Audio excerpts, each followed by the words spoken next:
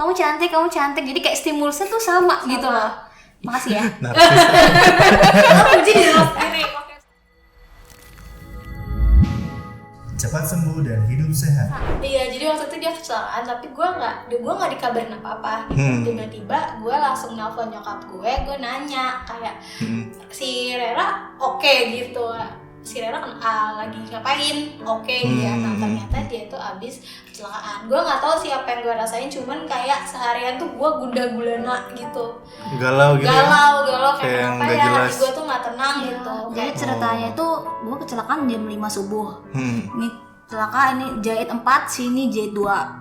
Bonyok banget mukanya Banyak kayak banget. digebukin sekampung. Nah terus habis itu gue posisi lagi dijahit di meja ini ya, meja terapi gitu kan, meja pembedahan gitu.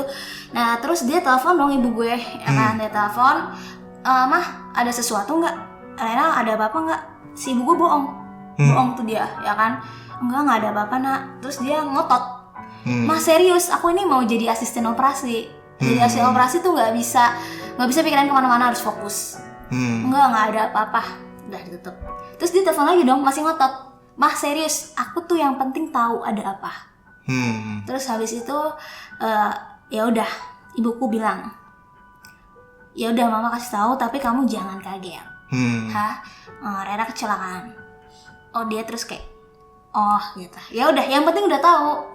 Yang penting udah tahu gitu. Maksudnya kan kecelakaan juga ada yang bahaya, ada yang nggak bahaya gitu kan. Kalau kecelakaannya masih sadar sih sebenarnya, meskipun mukanya sebonyok-bonyok apapun, kalau dia masih sadar, insya Allah sih oke gitu ya. Cuman estetik aja Cuman ya. estetik aja. Tapi gue dikirimin mukanya shock sih. Tiba-tiba bonyok-bonyok gak karuan gitu. Terus pernah juga waktu dia sakit gondongan. Tahu gondongan Pak Mam? Iya, ini di sini. Parotitis kalau bahasa medisnya. Gue tuh ngerasa kayak pipi gue kok sakit ya?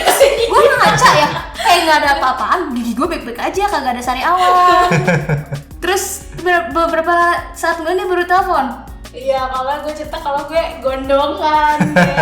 Sumpah sakit banget di sini, kayak rasanya tapi nggak ada apa-apaan, tapi pipi gue kenapa?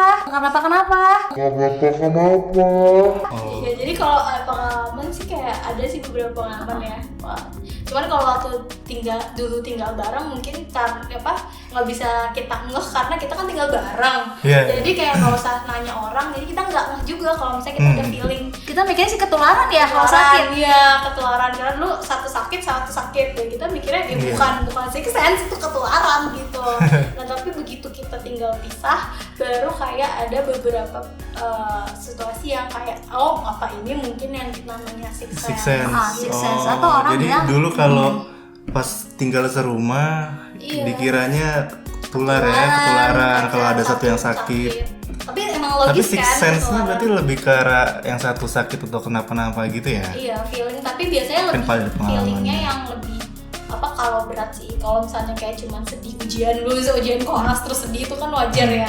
Harus berat dulu. Jarang ya. Kita lebih kayak yang ada out of ini. Kalau misalnya kayak diputusin pacar itu ada nggak sixth sense-nya? Kebetulan lu punya berapa pacar sih? HTS. Kebetulan cowok gue cuma satu dan masih sampai sekarang gitu. Berarti minim dong pengalaman. Cuma kan pasti kita minim. Dinamika asmara ada aja. Iya kali ya, dia kayak gitu langsung. Enak aja. Gue jomblo ya sekarang. Dia katanya single, gimana sih? Single. Gue single bukan jomblo, sorry. Single itu pilihan. Iya. Jomblo itu Nasib. prinsip. Padahal biaya aja lah respon. Iya. Oke, telepati. Tapi berarti sixth sense ini secara medis gimana dok? Ada kajiannya nggak dok? Nah jadi kalau untuk sixth sense ini kan sebenarnya tuh juga belum kayak ini kan mungkin lebih ke gaib ya sih kalau kayak gitu jatuhnya. Sixth sense atau orang bilang tuh ESP, extra sensory perception, orang bilang. Itu mungkin sejenis kayak bukannya kayak X-Men itu dok? Yang Profesor X bisa tahu apa pikiran orang kan? Itu terjadi nggak di kalian dokter? Jujur dulu kita pernah latihan. Iya, kayak kita sering mencoba kayak gue mikirin anggur terus kayak gue mikir apa yang lo pertama kali mikir sih anggur berdua kok. Beneran ada latihan. Jadi kita latihan gitu kayak beda. Kita nggak bisa latihan. Dan pernah sih penelitian luar negeri. Jadi ada 2 kembar itu dia ujian kemudian nilainya sama persis dan salah di bagian yang itu aneh gitu loh. Tapi tuh salahnya sama di poin yang sama. Nah, terus kemudian mereka berdua dituding mencontek. Akhirnya dalam ujiannya dianulir, mereka nggak lulus. Terus kemudian mereka membuktikan bahwa itu kita ujian di ruangan terpisah dan benar-benar maksudnya benar-benar diisolasi dan ternyata hal itu terungkap kembali. Jadi sangat mungkin untuk salah di poin yang sama. Mungkin karena belajarnya bareng, jadi bodohnya bareng. Iya, belajarnya bareng. Poin yang sama. Pernah nggak sih Dok ngejokiin UN gitu? Kebetulan meskipun kita beda FK, kita nggak pernah sih. Tapi nice to know ya, meskipun kita kembar, kita cuman sekali seumur hidup nyontek. Meskipun kita jaraknya 10 cm, kita nggak pernah nyontek berdua. Nggak pernah. Nyontek berdua tapi ke teman-teman nyontek. Enggak, enak aja. Nggak pernah, kita anaknya sangat idealis. Kadang-kadang soalnya pas zaman-zaman sekolah tuh pasti ada aja ya kita nyontek. Tapi makin gede makin tobat. Karena dari dulu ibu kita selalu ngajarin untuk ya yang penting jujur sih. Wah, Nggak luar biasa ya. Nilainya jelek nggak apa-apa. Nggak pernah ditekan untuk punya segini nggak pernah. Iya, tapi berhasil loh jadi, maksudnya masuk ke fakultas kedokteran kan sulit kan. Tapi ini beliau 2 dokter ini sama-sama dokter. Nice to know Pegangan juga. dulu ya, takut terbang. Sebenarnya tapi nice to know juga kalau masuk Yeah. FK itu susah, tapi lebih susah keluarnya. Jadi kayak kalau masuknya mungkin belas sehat lebih susah keluarnya. Itu kan harus bertahan berapa tahun, sabar gitu. Iya. Nah, balik lagi ke sifat ya. Sifat. Jadi kalau untuk sifat sendiri ini aku ada cari satu jurnal dari si Claire M. Howard tahun 2017 kalau nggak salah. Di jurnal ini dia bilang sifat itu memang dipengaruhi sama social environment dan juga genetik. Oke. Nah intinya tapi tetap aja dari penelitian ini mengatakan social environment itu juga berperan meskipun genetik juga ada andil. Tapi dia juga nggak secara gamblang bilang kalau anak kembar itu pasti punya sifat yang sama. Iya. Cuman intinya dia bilang kalau misalnya anak kembar yang monozigot dibanding sama dizigot, karena dia genetiknya sama, jadi secara normally itu dia sifatnya hampir sama, hampir sama. Dia punya logikanya gini sih, dia punya fisik yang sama, punya bentuk otak yang hampir sama. Jadi ketika dikasih stimulus, otomatis dia akan mengeluarkan reaksi yang sama. Dan mirip ya? Dan stimulusnya juga mungkin sama. Jadi kayak misalnya satunya cantik juga kan ya, pasti kamu cantik. Jadi kayak stimulusnya tuh sama gitu loh. Makasih ya. Saya tahu dokter ini memang cantik, cuma narsis juga ya ternyata. Gue enggak, dia yang narsis. Oke Dok, sorry. Gimana? Ya jadi logikanya kayak gitu sih. Ini berhubungan sama dizigot dan monozigot tadi ya. Gitu. Tapi kalau telepati ya tadi balik lagi kata telepati itu, jadi nggak ada sebenarnya scientific ilmiah yang pasti kenapa ada sixth sense. Sebenarnya sixth sense secara orang awam aja apapun sixth sense itu sebenarnya nggak ada fact ilmiah yang benar-benar ada gitu. Tapi kalau misalnya teman-teman nemu mungkin bisa komen nanti di YouTube yang sembuh ya. Iya.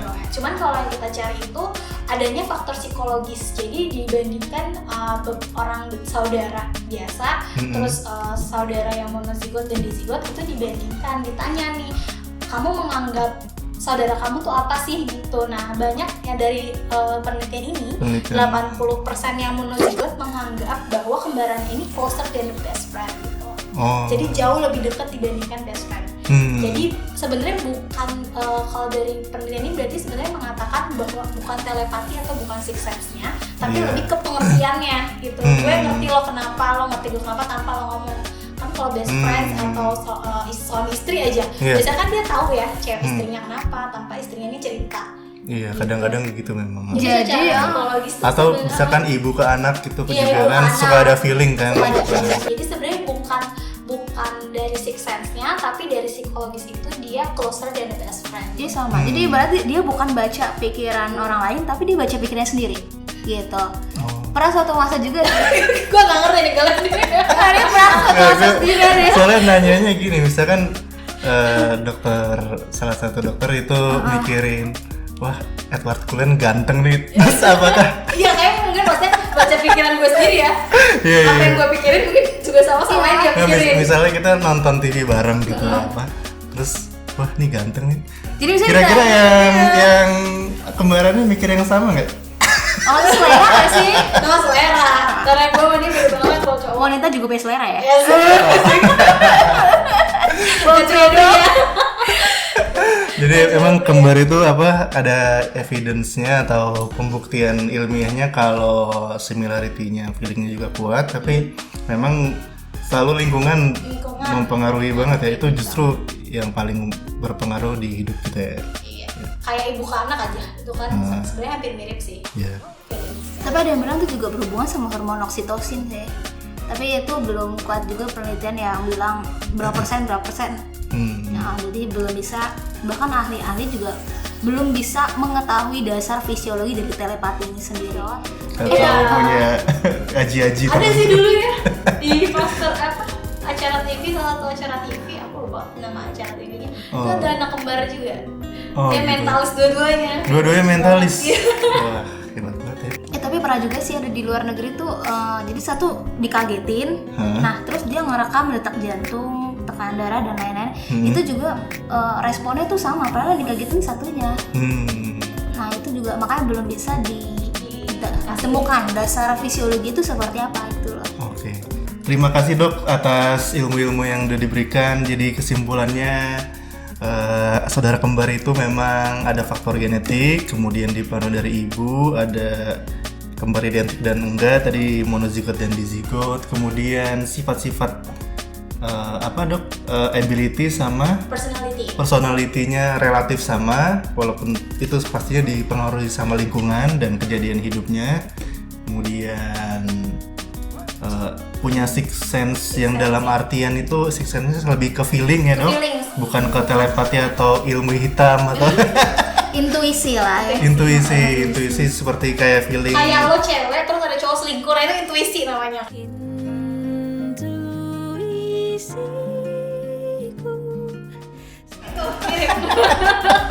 Kayak lo cewek cowok selingkuh, kayaknya dia selingkuh kayak gitu.